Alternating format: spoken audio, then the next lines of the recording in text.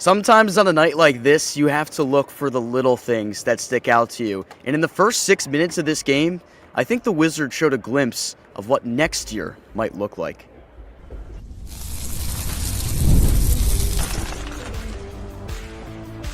You are Locked On Wizards, your daily Washington Wizards podcast, part of the Locked On Podcast Network. Your team every day.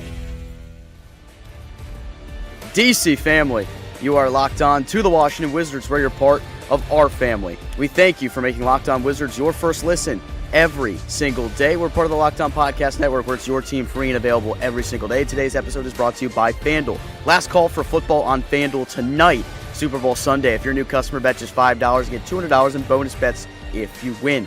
Alongside the DC Sports content creating Savannah Abdul Ayyubi, I'm Ben Schrover, and I cover the Washington Wizards for Roundtable IO. AB, it's Super Bowl Sunday. Who you got tonight? I'm going with the New England. No, you kidding? I'm going with Seattle Seahawks. The Patriots have won too many Super Bowl games, and what a way to start Super Bowl Sunday, watching the Wizards adding another loss to the tank job. We'll see if Seattle can pull it off tonight. I hope they do.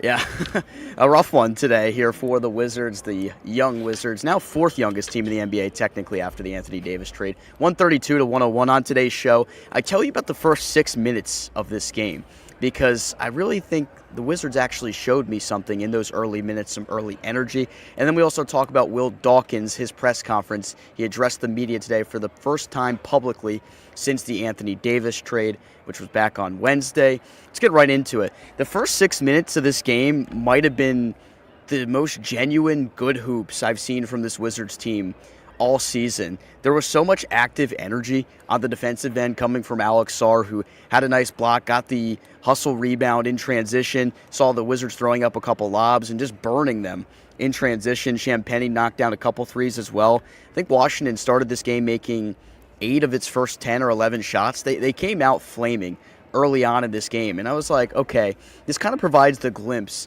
of something you might see in terms of team energy next season, when the games are going to have a lot more real meaning to them, when everyone's going to have real expectations to them.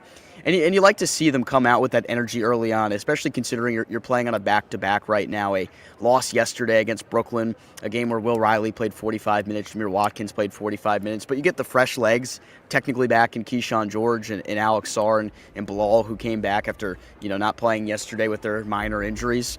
But then they had that energy, and I go, okay, I like to see us be a team that really pushes the ball in transition. You have to get stops on defense in order to actually play with pace. Washington's wanted to play with pace the whole season, AB, but you have to get stops to do it well. And hopefully next year, when you have that defensive front line anchored down by Anthony Davis and Alex Sarr, you're going to see this team feast in transition. Yeah, it was tough. The Heat were bullying the Wizards tonight in the paint, specifically Bam Adebayo and Khalil Ware. Khalil Ware with 19 points, 14 rebounds, and Bam with 22 points and 8 rebounds. And it's tough. I know Keyshawn went out with the injury. We don't know the severity of it, so hopefully he's fine. But, yeah, they started off really good, Ben. The Heat had no answer limiting the Wizards' transition offense, and they were playing fast, the lobs to Bilal. That's what we want to see. That's glimpses of what we'll see next year. But now that you're coming off a game against Brooklyn and now against Miami tonight, it just, again, it looked like we were doing the assignment, which was obviously making sure that you don't win too many games.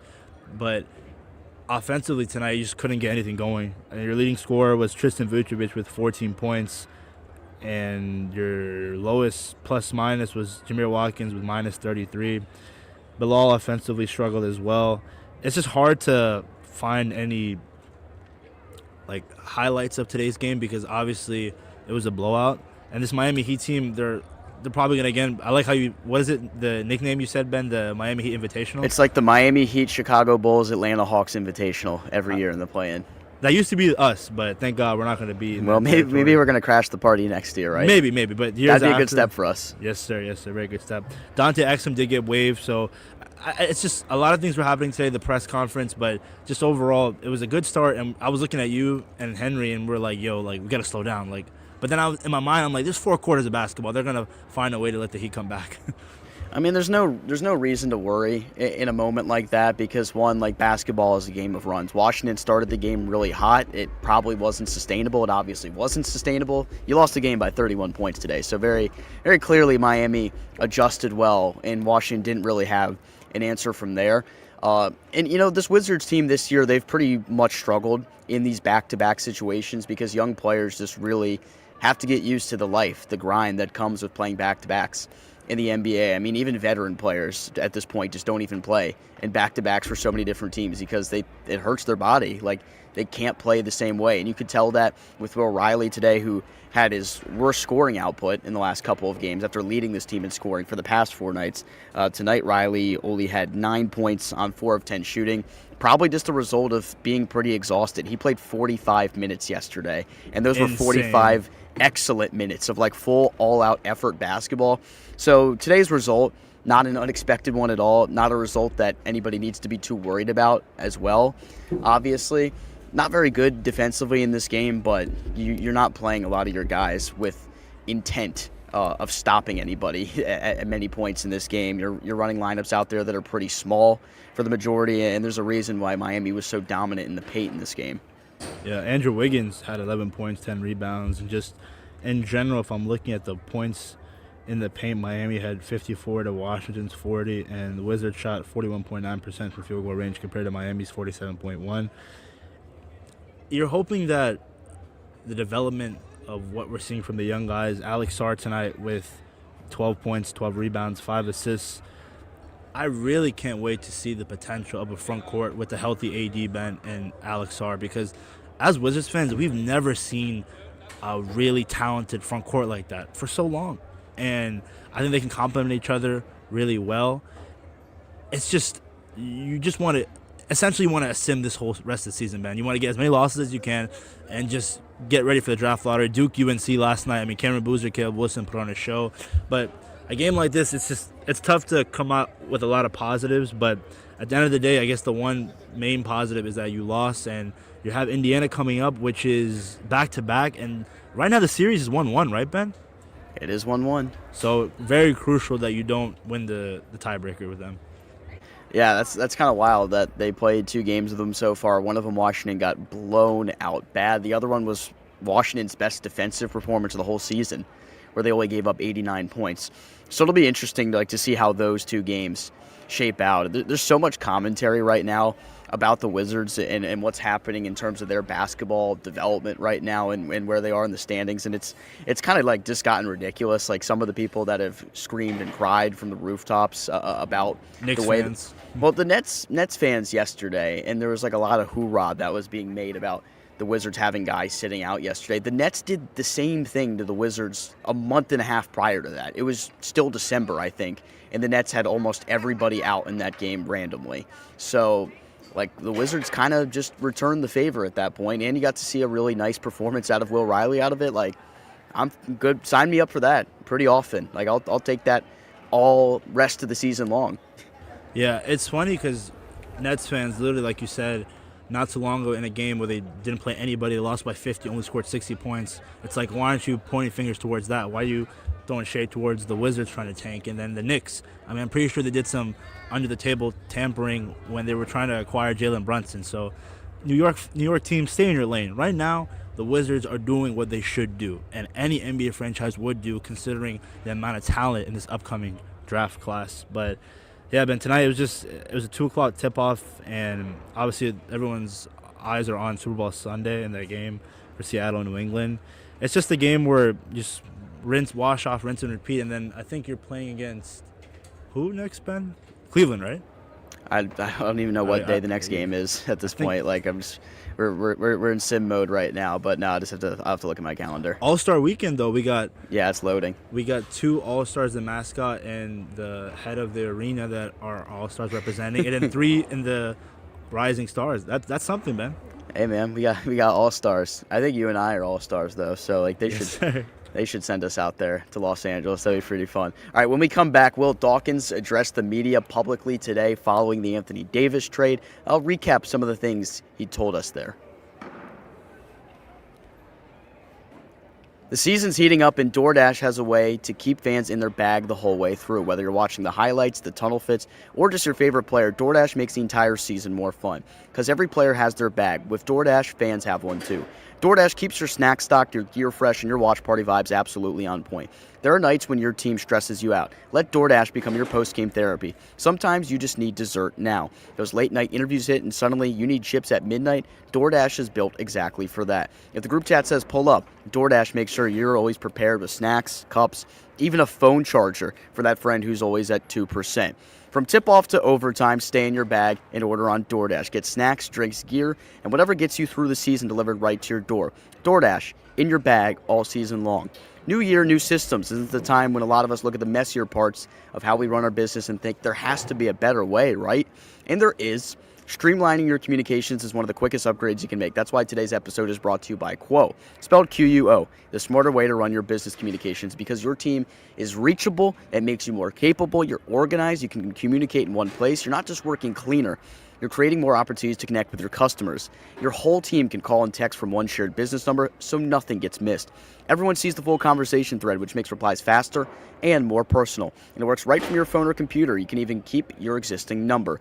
No surprise to me that Quo is the #1 rated business phone system on G2, trusted by more than 90,000 businesses, from solo operators to growing teams.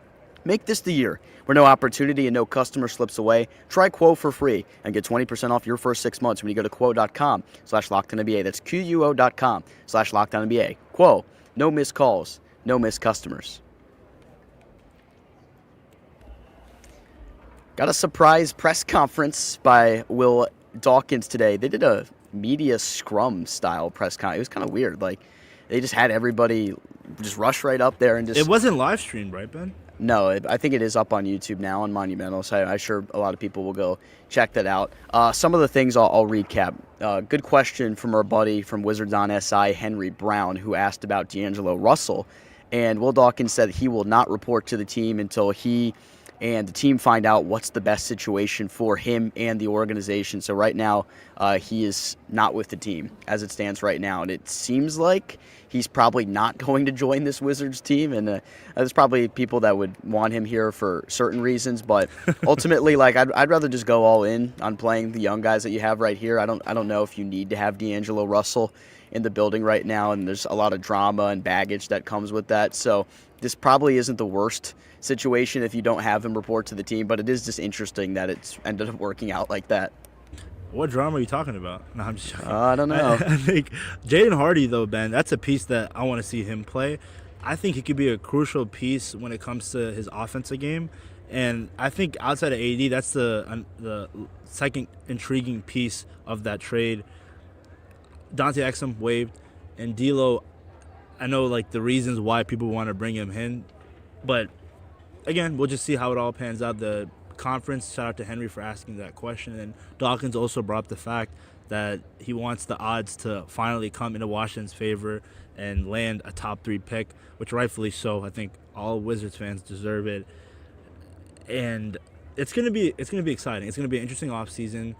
Obviously, right now you're battling against Sacramento, Indiana, Utah, and I'm blanking out right now. But there are New Orleans. There's teams right now that are obviously going to bottom out, and you just have to find a way, man. You have to find a way to finish bottom 4 to ensure that pick. Well, what's interesting about that is Dawkins was asked if we should expect Anthony Davis to play this year, and he said he expects him to play this year. He said that right now he's in Dallas where he's going back to Dallas where he's going to continue his rehab, and they expect him and Trae Young to play at some point this season. And maybe this is the case, maybe it isn't, but it is really interesting. Another comment that stuck out to me said Trae Young has never played with a player on the level of Anthony Davis, while also leading the league in assists, surrounding them with the level of shooters that we have in Bub, Trae, Bilal, Keyshawn, and Alex. I think the floor is going to be spread well.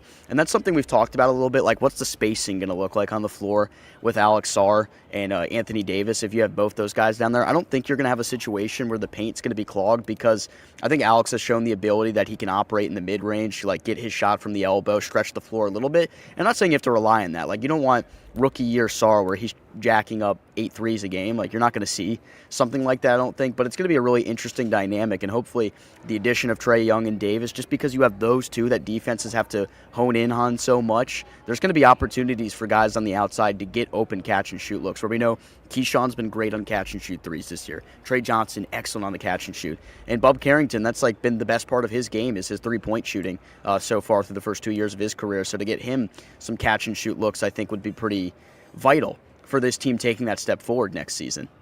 So, Ben, just to go back a little bit, that Chris Haynes report was completely false about AD sitting out for the remainder of the season?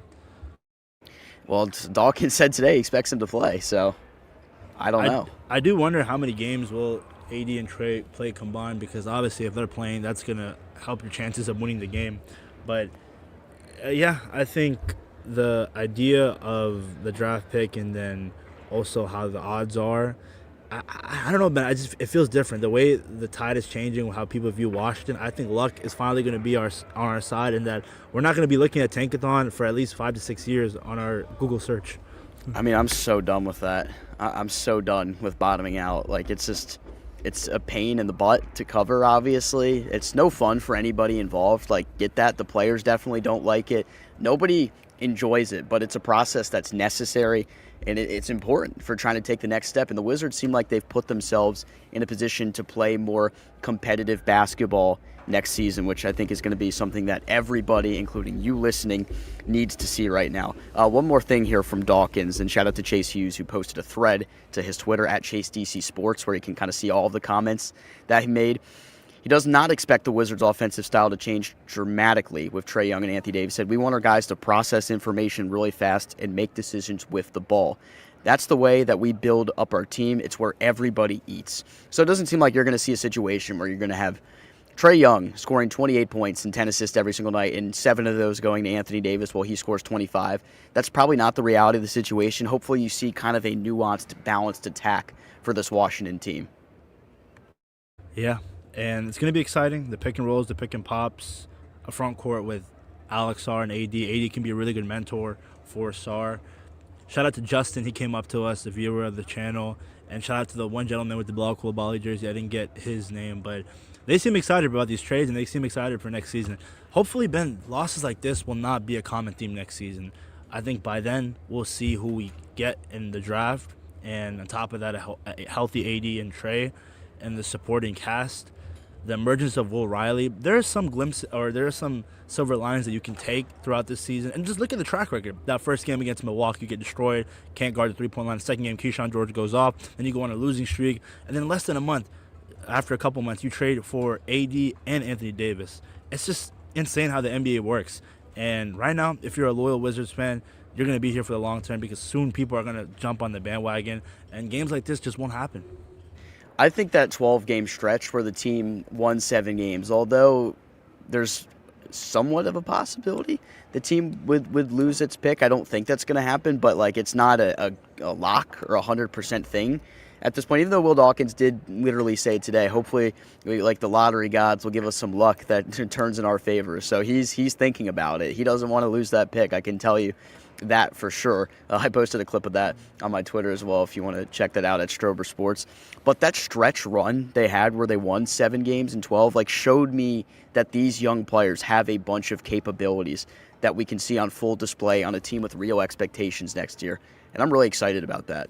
I mean, Ben, just look at it. Not too long ago, you beat the number 1 seed in the Eastern Conference while trying to limit the playing time of your young guys. So you see the proof in the pudding. It's just about letting the development come as you go and just making sure that you're keeping that draft pick and that you land in the top 4. That's the money spot, top 4, Ben.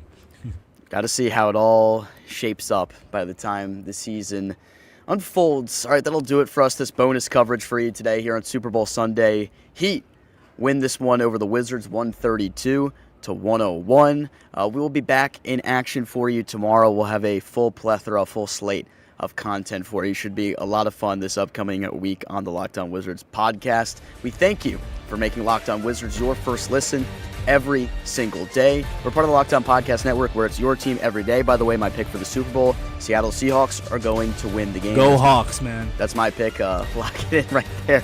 All right, for my co-host Abdullah Yubi, I'm Ben Strover. Talk to you later, everyone. Enjoy the Super Bowl.